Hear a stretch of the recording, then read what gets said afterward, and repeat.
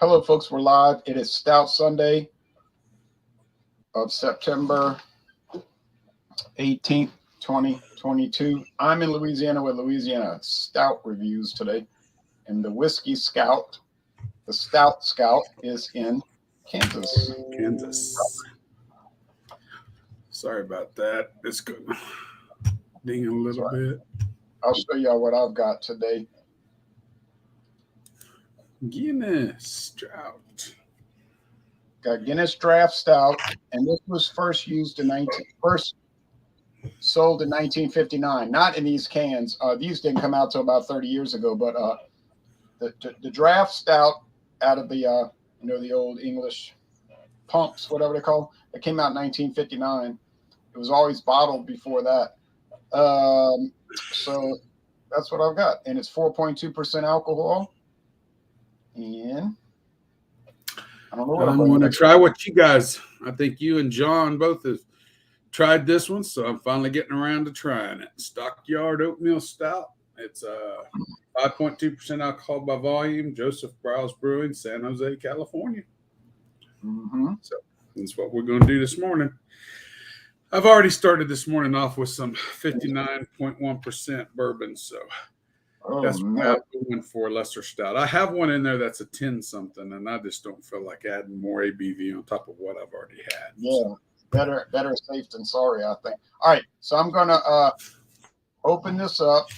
Mathern's had these cans for 99 cents, so I figured, what the hell? Yeah, I bought one of them. Should have bought them all. They might still have some left in that little discount basket. Can't go wrong with Guinness. Can't go wrong with Guinness. That's what I think anyway. That's personal. I share that sentiment. Okay. So there's the link if anybody wants to join. Drinking in the morning. All right. I'm sorry, tasting. We don't drink in the morning, we taste. Okay, so there it is. Not the proper glass, but it's building the head. That reverse cascade, so it's going to build a creamy layer at the top. Be brown in the bottom. No coloring added, no flavoring added to my knowledge. All right, now we're going to do a screen share. I'd like to do a screen share for Stockyard, but unfortunately there is no website listing for it. No, it's a Trader Joe's product, if I remember correctly. Yeah, just some of their beers, only a select. All right, so here it is. Guinness. There's nothing on this planet like a man of the black. Okay, well, they're tooting their own horn. So there's Guinness, the proper glasses. And they say the aroma has hints of roasted coffee and chocolate. The appearance is dark ruby red. I would say more like brown, but anyway, with a creamy head. Tastes smoothly balanced with bittersweet roasted notes. And they're telling you, Guinness, in fact, was only brewed for the first time in 1959 to celebrate the 200th anniversary since Arthur Guinness signed a 9,000-year lease on the brewery. I think they actually developed it in 58, maybe tested it, but it was released for the world, more or less in 59. 5.2% alcohol. They use water. Here's the ingredients.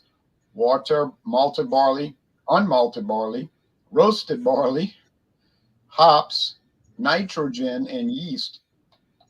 It says, we won't lie, it took more than a while to craft this beer, which is why we're so passionate about the way it's poured. And by passionate, we mean proudly obsessed. Okay, so that's funny. I'm not going to read all this. I got the link below if y'all want to watch all this stuff. The hard pour, the classic pour, they're basically saying, you can do whatever you want as long as you buy it from us. Okay. That had the widget in it? Yeah. Did that can have the widget in it? Okay. Yeah. I can't shake it right now. Still got beer in it. It'll slosh everywhere. Right. No, as far as I know, I think all the cans for Guinness have widgets in them. So that's why I said. I think they do. So the aroma on that nice creamy head. Yeah, like a little cream and coffee type thing. It's going to be your cereal grains, your barley, No corn, no rice. Cheers. Cheers.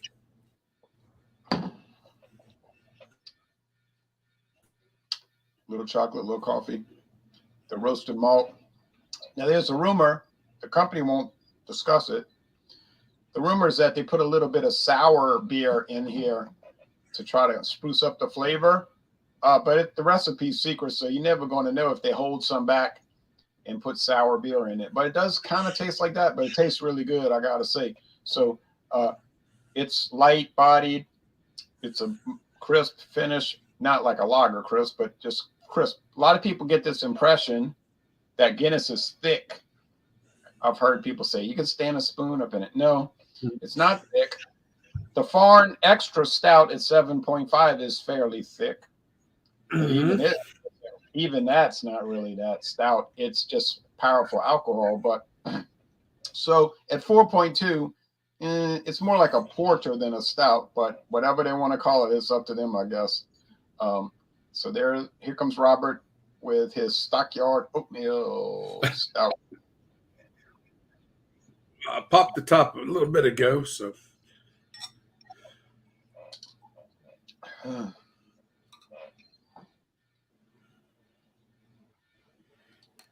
right. Okay, Sean, don't worry about it. Not much, maybe half. What now? No, John was saying, sorry, fella, I had to bail out. I said, don't worry about it. You just never be on here again. All right. Good morning. We got about half a finger ahead, but it's not dissipating too quickly. It's more like open cell foam than a closed cell foam.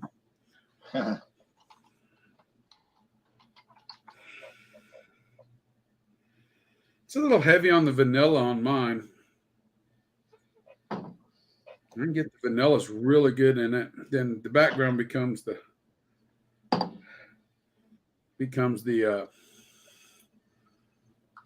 roasted malt. You can't really see through it holding it up to the light, though. It does have enough darkness in it. You can't see around the edges. Maybe just a little bit of redness at the very bottom coming through, but not much. Just right at the edge of that glass. Cereals. It almost tastes like, smells like, not tastes like. Almost like Fruity Pebbles in a way, but it's not. It's just odd. We all know how everybody wants beer to taste like Fruity Pebbles. Yeah, no, that's not necessarily. I haven't had Fruity Pebbles in a while, so it kind of surprises me. Funny.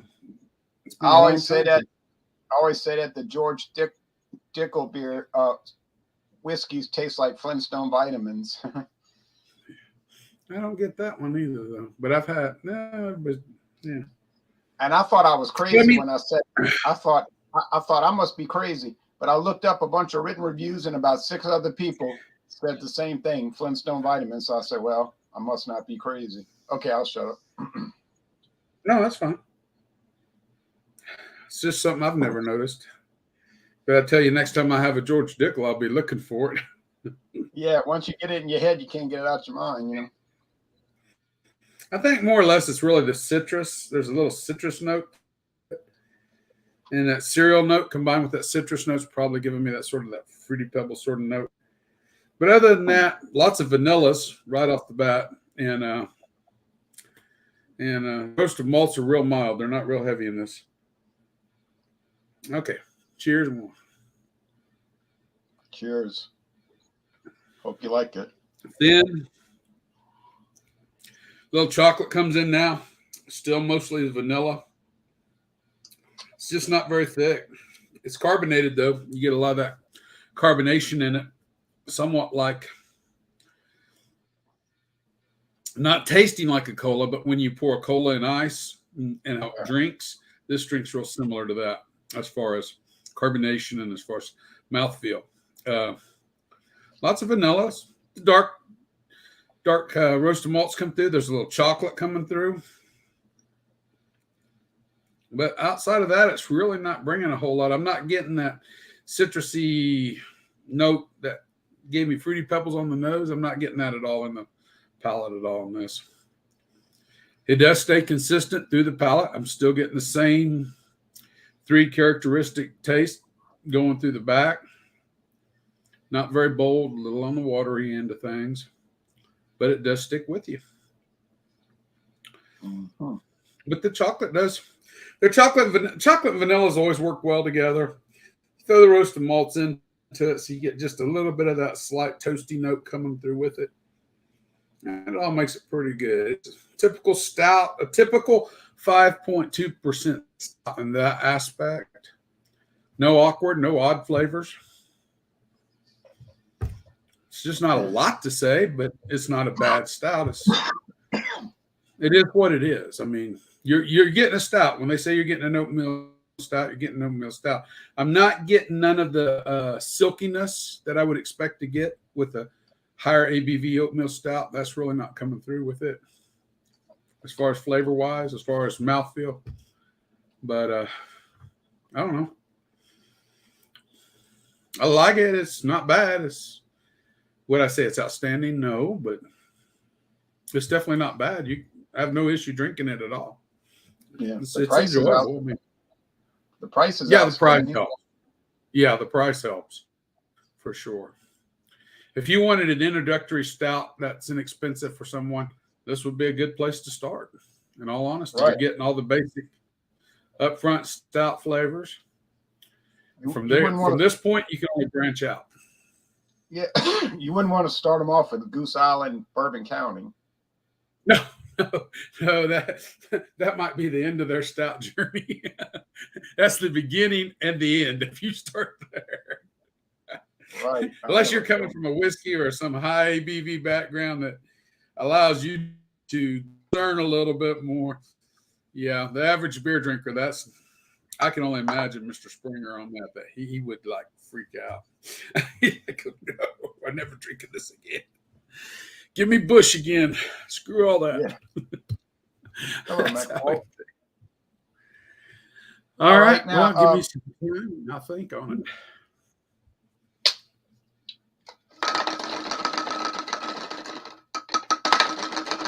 Yep, there's the widget.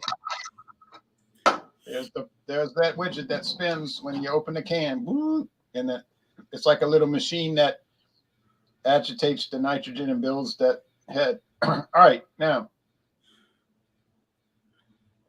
I think the widget was first used in Boddington's Pub Ale, the canned with a little bee on it, the bumblebee. Mm-hmm. And then I've had that. Murphy's used it too, I thought. They might, but I think Boddington's pioneered that technology, and then everybody else quickly adopted it. Okay. But whatever the case, so this beer is so great. It's got raisin in the flavor.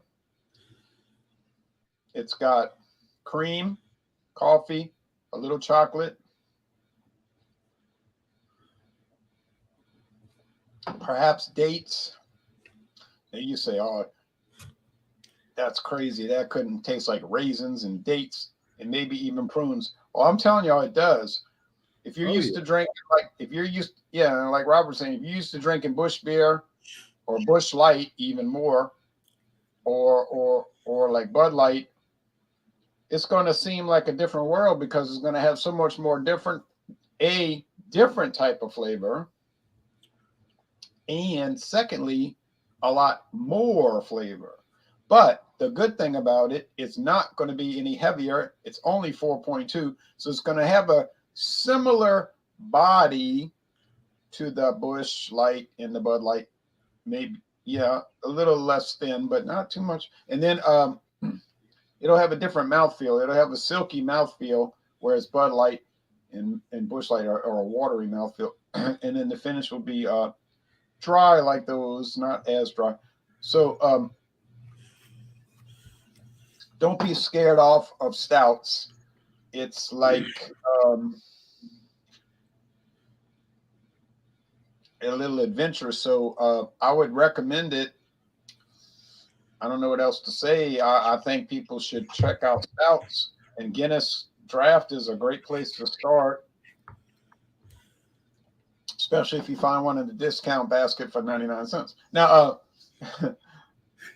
and if I pass over there tomorrow and see another can, I'm going to buy it.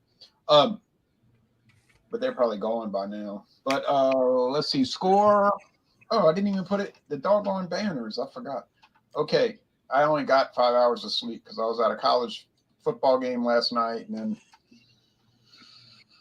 Too late? Did you go watch Too Late? No, that was in Manhattan, Kansas. Oh, well, I thought maybe you might have flown up for it. Oh, yeah, sure. My son's a Manhattan, Kansas fan. He's upset. He's a KU boy. K-State boy. I was at Southeastern Louisiana University. They were playing Central Connecticut State. They won 70 to 6. That was fun. Well, Tulane was on the road to Kansas State, and everybody thought they're gonna get whipped, and that'll be the end of their undefeated record for this year. But shockingly, they sort of dominated the game, and they won. Now they got 3 wins, no losses. So, and that was too bad for Kansas State because they had a sold-out stadium. I remember 30 years ago, they'd be lucky if they had half of it full, you know. But that was really a dud. That was a dud for them, and it was a great victory for Tulane. Let's see. They've really added on to that stadium in the last 15 years, 20 years. I've been up there watch OU play times, and every time it seems like the stadium gets just a little bit bigger, a little bit more, I don't know, newer, nicer. They've improved that stadium a whole lot. Oh yeah, it didn't have 50,000 seats in the 80s, huh? No.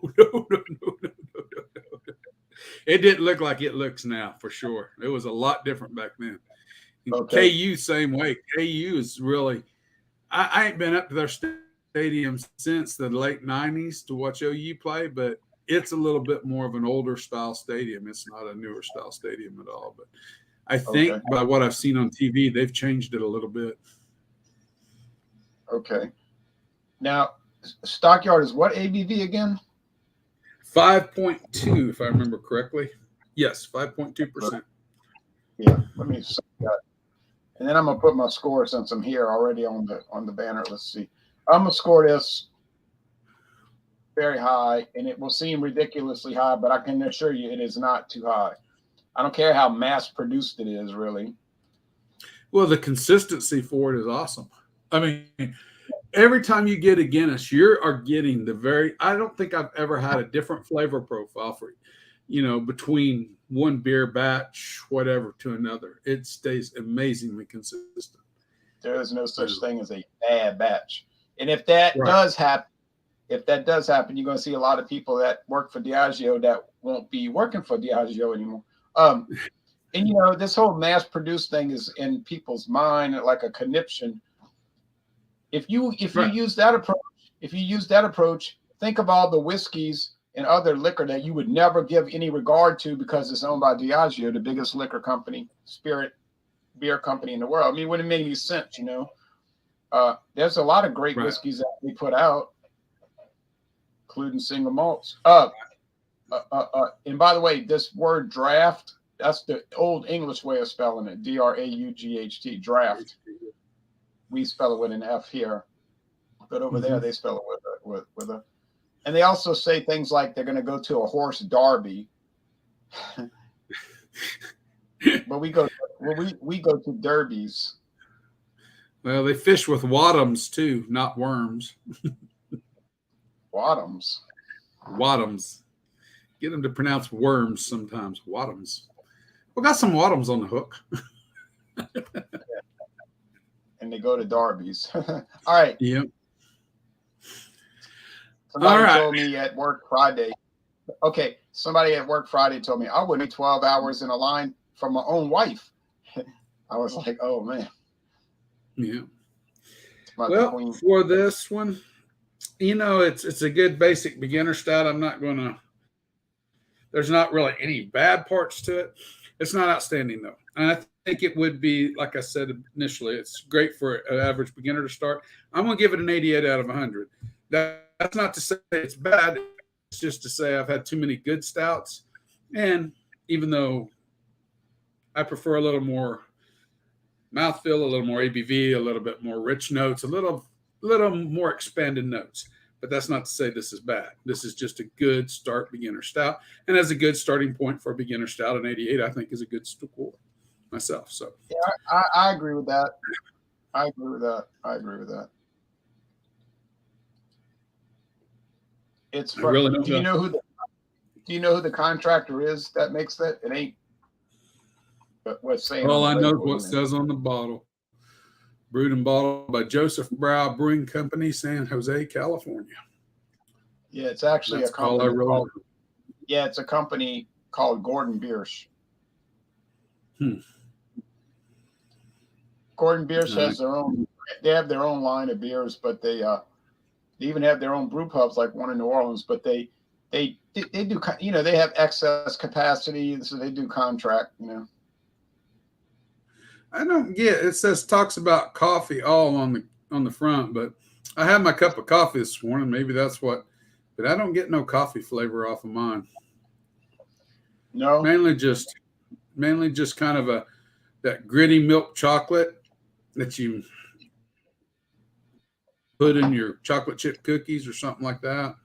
Yeah, and with mine has lots of vanilla. That's all I can say. I can get the vanilla really well on it. So now you were talking about Fruity Pebbles. That is from a company called CW Post, and Post became an arch enemy of Kellogg's because Post used to work for Kellogg's, and what he did was he memorized the recipe for cornflakes.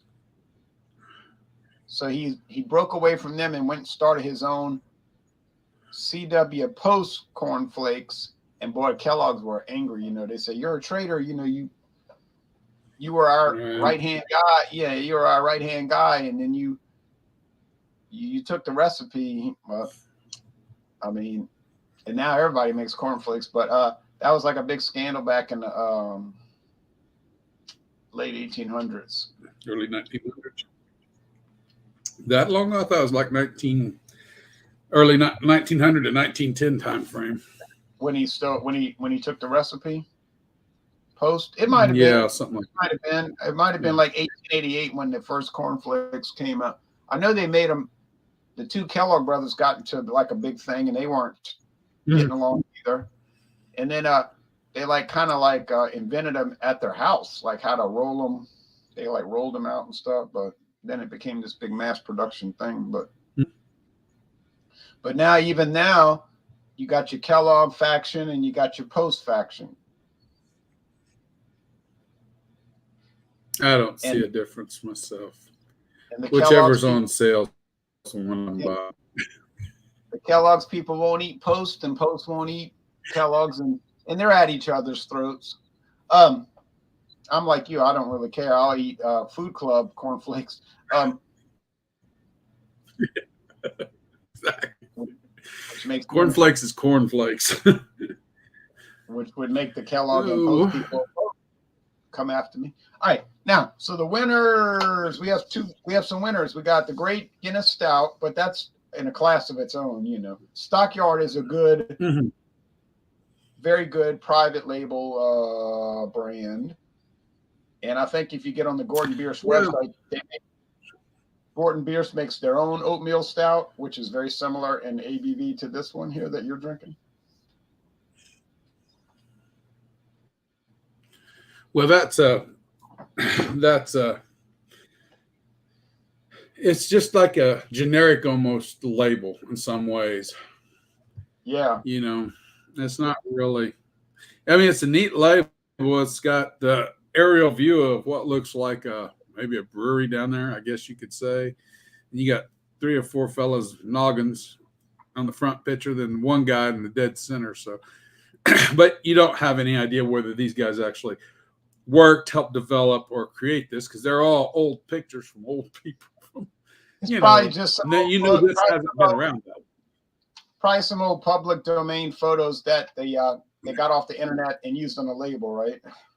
Yeah, because I doubt anybody making this has been around since the 30s and the 40s and the 50s from what the look of the photo is, you know. Yeah, it's just a But bunch no, of as far as it's all marketing, hype, crap, whatever you want to say. But I like it. It's just a good basic stout. It's 5.2%. You're just getting, and you're not. I'm not going to give a great big score to that.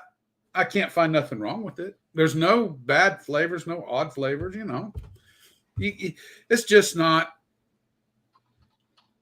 It's not interesting. I mean, it is what you expect out of a basic stout. Yep. Are we going to do any show and tell? If we are, I gotta. Yeah. I'm about to start that up. Okay. Give me just a second. And I'm going to stop the cam, and I gotta go to the other room. All right.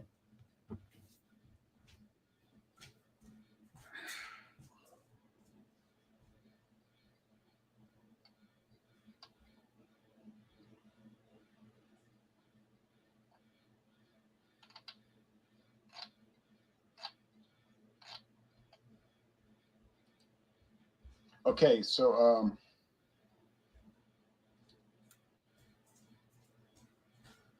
yeah, I believe there's a difference. I do believe there's a difference, Friar Tuck, but I think the difference is so minimal that the price consideration probably overrides the minimal differences. But I'd have to do a blind. But like I always say with whiskey and everything, and beer, I'd have to do a blind taste test to be sure.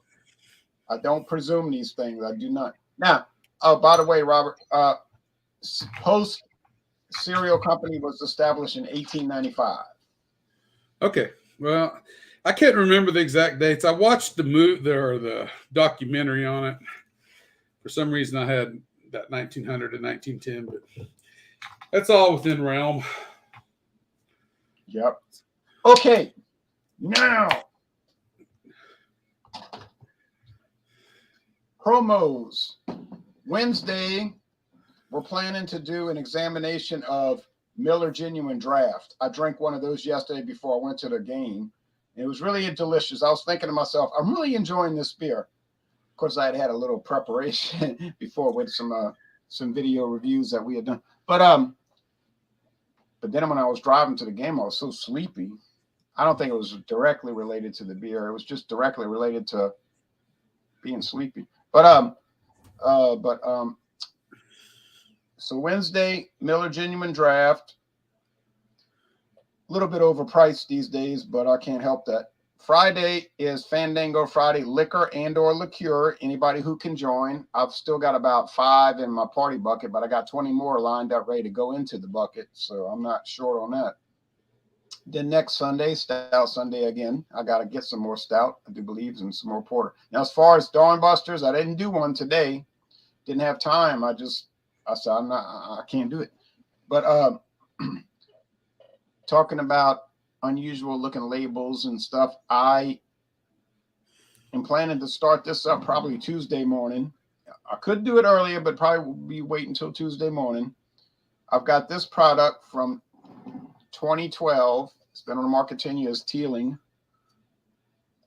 Small batch. Which one? Hold it up a little higher. No. On the very bottom. I got to read that bottom. Rum cask finish. Okay, finished in rum casks. Yeah. It's the 92 proof. This company, they've only had their distillery, I think, since 2015. I think they started in 2012, but I think their distillery took about 3 years to get opened. Well, you have 3 years you got to actually put it in barrel before you can sell it as Irish whiskey, if I remember right. Yeah, they were contracting it out of another distillery previous to getting theirs built. And it was some members of the Teelan family that got it restarted. So it's kind of not really true when they say since 1782. It's right. More like since 2012. But, these companies all do that. They'll like use this sort of related connection to the original date. And then they'll make it look like they've been around that long, but it really is. There's always like some qualifying information. Now, here's a product that I found out Teeling makes, but you'll never see it on the label unless I overlooked it. And this is a little good deal cheaper than the Teeling. And it's one of their, I'll call it a cast-off product that they make just to have it on the shelf, and they try to like kind of distance themselves from it in some way. But it's called Kavanaugh. Also known as Kavanaugh as apostrophe S. So it's got two different names, Kavanaugh and Kavanaugh's. But whatever the case, yeah, I bought this at Total Wine. It was $17.99. It is made by Teeling. That much I know. And I found out that Kavanaugh makes this one, just their base model. They also make a rum cast finish. They make like a port wine cast finish. There's a Kavanaugh single grain whiskey. There's Kavanaugh single malt whiskey, and probably a bunch of others. But don't even bother looking up the website because you'll never find it. So, and then I found out that Teeling is under the Beam Suntory umbrella. So now I know where they got all that money to start that distillery. I was thinking, how could two brothers, some Teeling brothers that were descendants of the original, get all this money? I mean, it's not like cheap to build a distillery, and I'm talking about a big one. Well, it's part of Beam Suntory, which is part of Suntory Holdings, the Japanese. Okay, so that's it. Got a lot of exciting taste challenges coming, and I am going to be quiet. Well, I missed your. I'm looking up this nom number real quick. I missed your Friday because I was actually a bit to join, but I had got started with the wife and we had to go do something, and it ended up running longer, and I couldn't make it back in time. Oh man! Or I would have been there Friday. Other than that, I was working all last week up till Thursday, so that's how come I missed all that. But we went to New Mexico over Labor Day, and it was a reunion with me and a bunch of the Army guys that I served with, and at Ruidoso. Walked downtown. They have one little liquor store that I seen downtown. I stopped at, and the only thing they had interesting I hadn't had before was this. WPS means Win Place Show, Ruidoso Downs, the great racetrack and all that. Well, they had hand selected it. The name of the liquor store is the same thing. Win Place Show. 59.1% Old Scout. Now, I've had a couple Old Scouts, but I haven't never had one that's 59.1%, 5 years aged. So I had to try it. That's what I had this morning with my bourbon with breakfast. So I had a little bit of a break me in before I came to Stout Sunday, per se. I paid $59.99 for it, or $95, but it's always going to, in those kind of touristy kind of towns like Ruidoso is, it's always going to be just a tad bit more expensive there, but it's the first one I've seen, so that's why I took advantage and bought it. And they had some other stuff, but I've had variations of it, so it's not something I found overtly interesting. Now, coming back Thursday from stopped at a little town in Kansas, western Kansas, and I'm used to give those names out, but now anymore when I go through those towns, I'm finding that people are actually watching and listening, whether we believe it or not, and things are disappearing. Those little liquor stores a lot faster. We're having hunters where I've never had to compete with hunters before. So anyway, but I bought this. It's not really a whiskey per se. It is a tequila reposado Los Arango.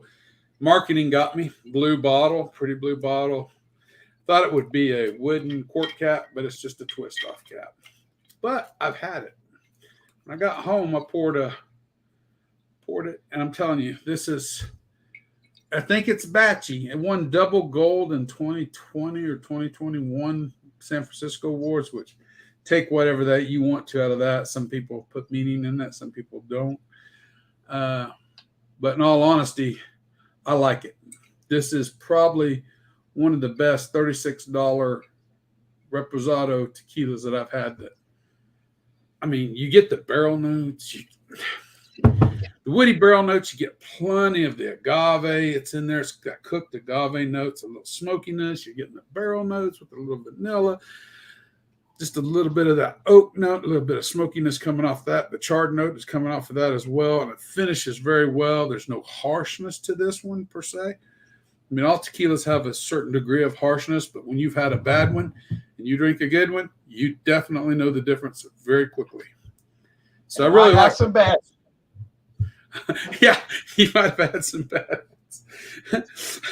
But this one is really impressive. It was more than I expected for $36. I just figured I'd get a pretty good reposado and I'd be happy. But no, and we have a local restaurant opened up here, traditional Mexican food, and I got some street tacos Saturday or Friday. No, it's Friday. And that's what I drank this with, was those street tacos. And let me tell you something, they went hand in hand.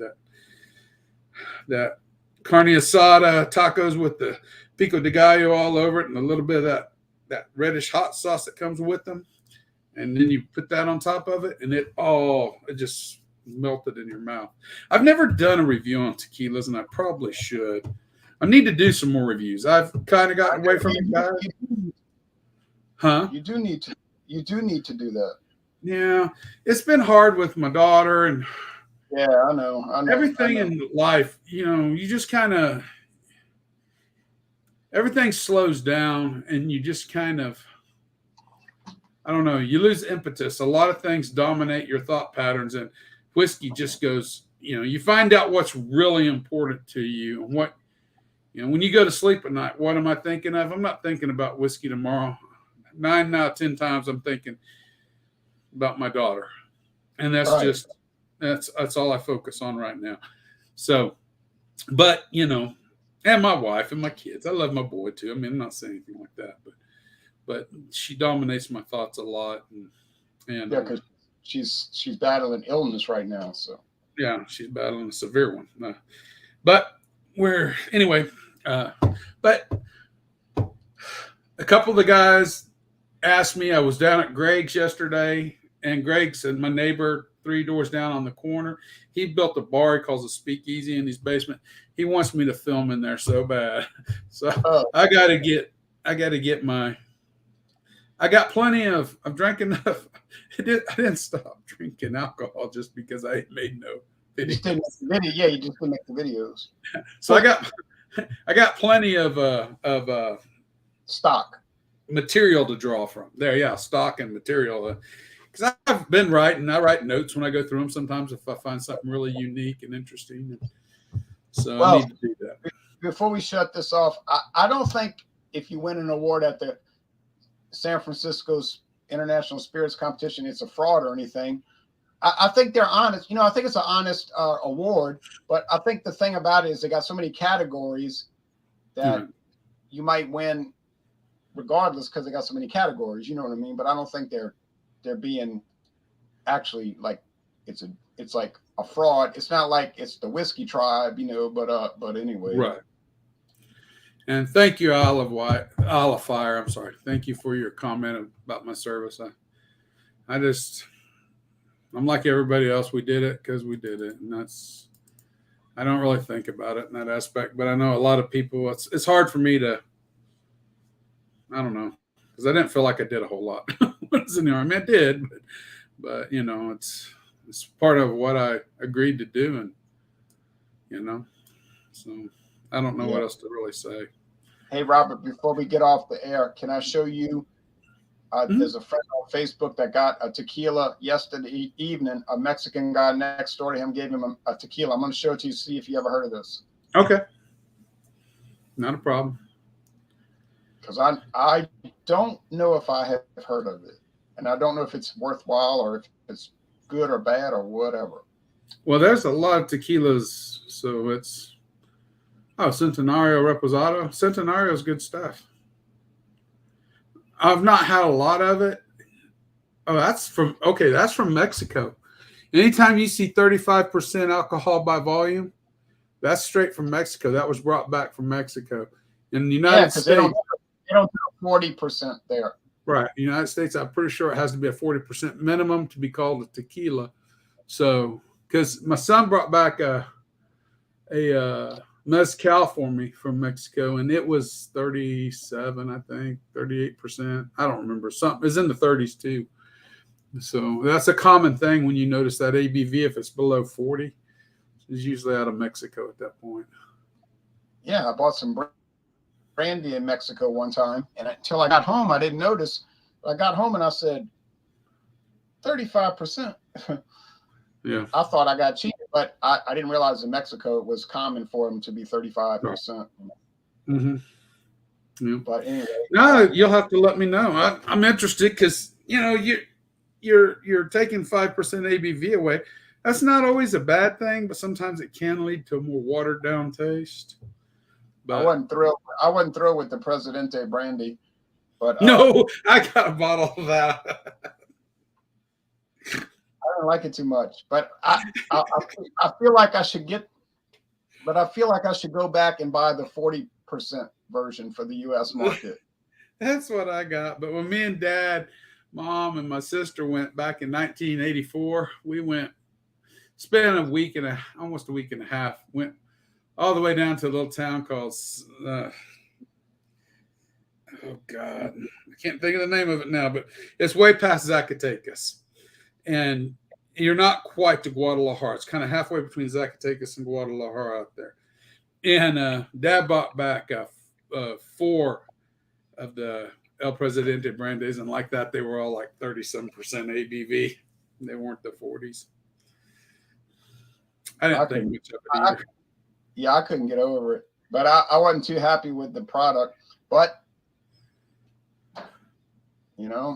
I'd have to try.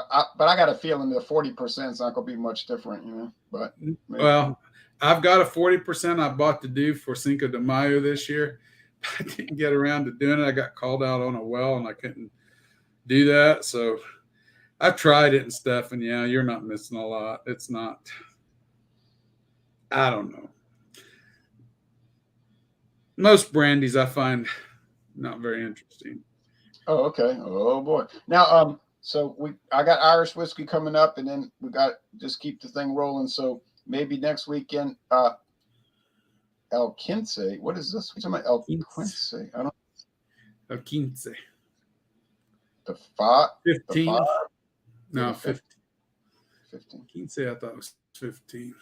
I don't know anything about it.